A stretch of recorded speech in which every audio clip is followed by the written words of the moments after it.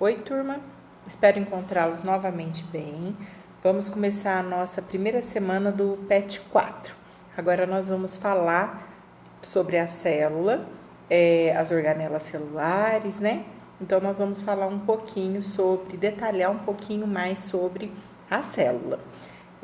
Quando nós falamos de célula, célula é a menor unidade formadora de um ser vivo. Não existe nada menor do que a célula que tenha vida. Então, o correto é dizer célula é a menor unidade viva formadora de um ser vivo. Existem estruturas menores do que a célula? Existem estruturas menores do que a célula, sim. Por exemplo, o átomo, que é estudado em química. O átomo, ele é muito menor do que a célula, mas ele não tem vida. Então, por isso, nós dizemos que célula é a menor unidade viva formadora de um ser vivo. A célula vai ser formada por 3 partes fundamentais. Então, ela tem a membrana plasmática, que é essa parte de fora, roxinha aqui. Essa membrana plasmática é uma membrana semipermeável. Ela vai controlar o que entra e sai da célula conforme a necessidade dela. Aqui nós temos o núcleo celular, que é essa parte aqui. Esse núcleo celular, ele pode ser um núcleo organizado. Organizado é quando forma a bolinha certinha, quando ele tem a membrana chamada de carioteca, que é a membrana que vai segurar o material genético. Carioteca. Quando a célula não tem essa membrana carioteca, ela tem um núcleo desorganizado, que aí nós vamos ver a denominação nos próximos slides. A parte de dentro da célula, então, ela tem uma consistência gelatinosa, nós falamos que é uma substância fluida, que é o citoplasma. Ele realiza um pequeno movimento, então essa substância fluida que vai permitir a realização desse pequeno movimento pelo citoplasma é que vai ser chamada de citossol. Aí, olha, depois nós temos aqui a bactéria. A bactéria é uma célula procarionte. Célula procarionte é a célula que não tem a carioteca que eu acabei de falar. Ela tem o DNA, mas o DNA, ele está solto no citoplasma. É o que eu sempre falo, faz a gelatina para representar o citoplasma, pega um tanto de pedacinho de lã para representar o DNA, joga no meio da gelatina, mistura tudo ali, deixa endurecer. Então, é o DNA misturado com o citoplasma, não forma uma bolinha certinha. Isso é o núcleo desorganizado. A bactéria, então, é uma célula procarionte, que é a célula que não tem núcleo organizado. Procarionte é bactéria e cianobactéria. Cianobactérias são as algas azuis. Depois, a próxima é a célula eucarionte. A célula eucarionte já é a célula que tem aquela membrana carioteca que vai segurar o DNA para o núcleo ser organizado. Então, essa parte aqui do meio, ó, representa o núcleo de uma célula animal, que é uma célula eucarionte, e a célula vegetal, ó, também é uma célula eucarionte. Então, a carioteca vai segurar esse material genético. Você faz a gelatina, pega os pedacinhos de lã, coloca num saquinho, amarra bem amarradinho e joga na gelatina. Ali o saquinho está representando o quê? Aquela que eu falei, a carioteca. É o que vai segurar o DNA para que o núcleo da célula seja organizado. Então, célula animal, vegetal, de protozoário, de fungo, são células eucariontes. Uma outra diferença entre essas células são as organelas celulares. O citoplasma, ele não vai ficar vazio.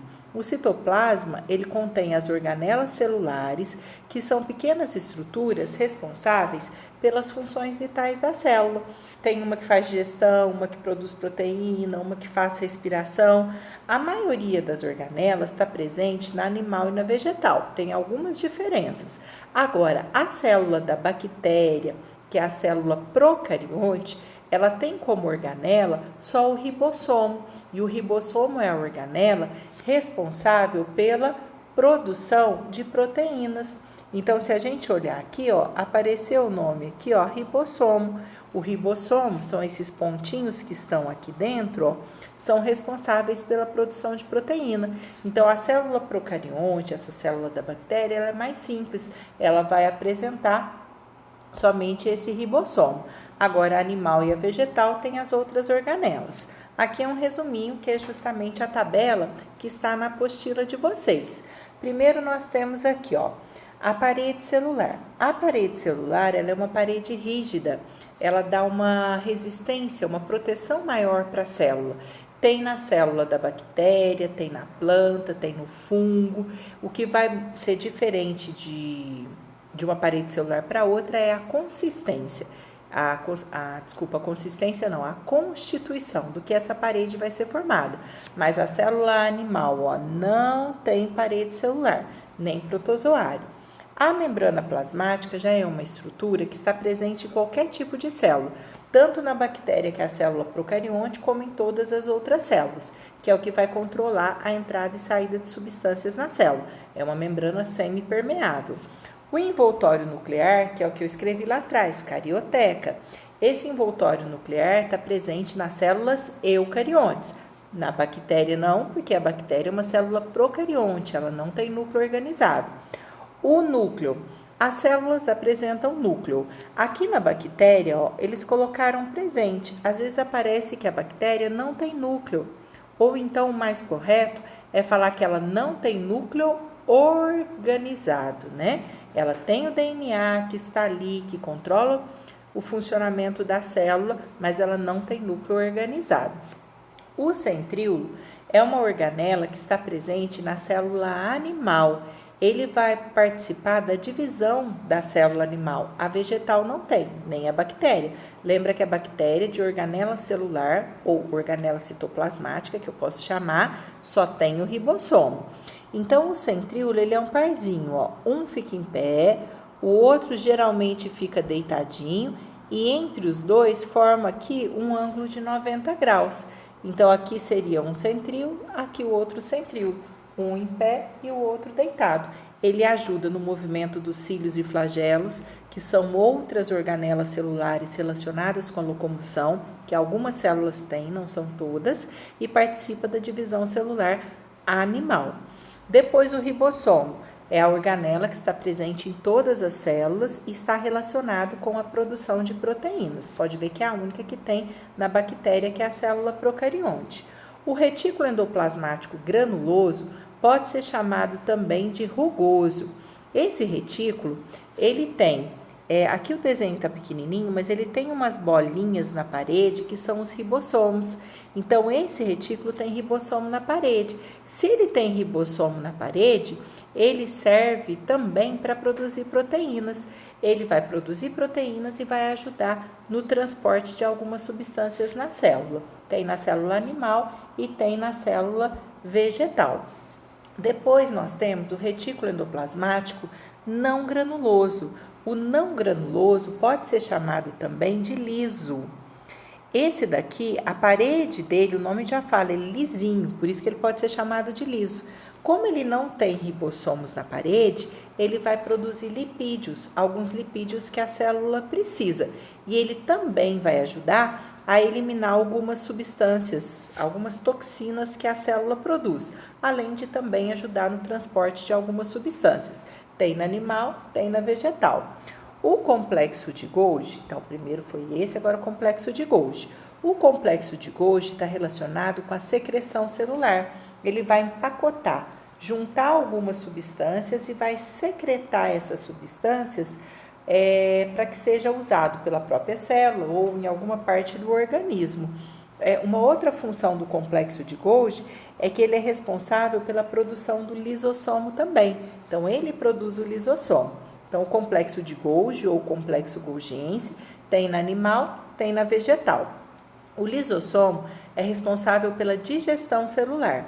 A digestão é o processo que consiste na quebra do alimento em pedaços menores. Nada mais é do que isso, quebrar uma molécula grande em pedaços menores. Tem na célula animal e geralmente não tem na vegetal. Na vegetal é raro, são só algumas células vegetais que vão apresentar lisossomo, porque como a planta realiza o processo de fotossíntese, ela vai produzir a glicose e o açúcar da forma como ela vai utilizar, sem necessidade de ficar fazendo o processo de digestão, ficar quebrando a molécula. Então, São raras as células vegetais que apresentam lisossomo. O peroxomo, ele serve para degradar, decompor substâncias que são tóxicas para a célula. Então, o que nós temos? De repente aconteceu uma reação química na célula, essa reação química produziu água oxigenada, ou o nome peróxido de hidrogênio, que é a mesma coisa. Aí o que vai acontecer? Se ficar dentro da célula, vai matar a célula. Então, o que ela faz? O peroxomo produz uma enzima, uma substância que degrada, que quebra essa água oxigenada em água e gás oxigênio. A água não faz mal para a célula, gás oxigênio também não. Então, decompõe, degrada substâncias que são tóxicas para a célula. Tem na animal, tem na vegetal. Esse vacúolo tem na célula vegetal. É um vacúolo grande, é um grande vacúolo central. Não é vacúolo alimentar, tá? Que é quando está acontecendo a digestão, às vezes aparece um vacúolo alimentar lá, não é a mesma coisa. Esse vacúolo, como ele é grande, ele armazena substâncias e ele está relacionado com o equilíbrio osmótico. Equilíbrio osmótico, traduzindo, controlar a entrada e saída de água na célula. Tem na vegetal, não tem na animal. A mitocôndria está relacionado com a respiração celular. Essa respiração celular é que vai fornecer energia para a célula. Às vezes aparece assim, fabricação, produção, fornecimento de ATP. ATP nada mais é do que energia, é uma molécula de energia. Então, a mitocôndria fornece, através da respiração, esse ATP, essa energia para a célula. O cloroplasto é a organela que está presente só na vegetal, responsável pela realização da fotossíntese. Então, o que o cloroplasto faz? Ele tem a clorofila, absorve energia luminosa e dentro dele acontece o processo de fotossíntese. Vai acontecer a produção do alimento da planta, que é a glicose e o açúcar, e a produção do oxigênio, que vai ser usado depois na respiração. E o citoesqueleto? O citoesqueleto são fibras, é uma rede, na realidade o citoesqueleto é uma rede de fibras que ficam entrelaçadas ali no citoplasma e é como se fosse o esqueleto da célula. Cito vem de célula, então é o esqueleto da célula, é o que vai dar sustentação para essa célula.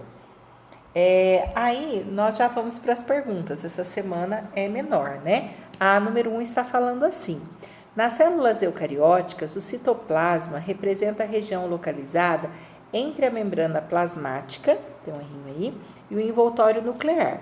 O material que forma essa região é viscoso, rico em água e íons e recebe o nome de, lembra aquela consistência gelatinosa, né, que realiza um pequeno movimento? Lembra? Citossol, alguns dizem que lembra raios de sol. Aí vocês vão assinalar. A número 2. No citoplasma de uma célula eucarionte, é possível observar diversas estruturas com funções variadas que garantem a sobrevivência da célula. Essas estruturas são chamadas genericamente de. O citoplasma da célula, então, não é uma estrutura vazia. Ele contém as organelas celulares, que podem ser chamadas de organelas citoplasmáticas. Aqui está pedindo para relacionar a primeira coluna com a segunda coluna e assinalar correto.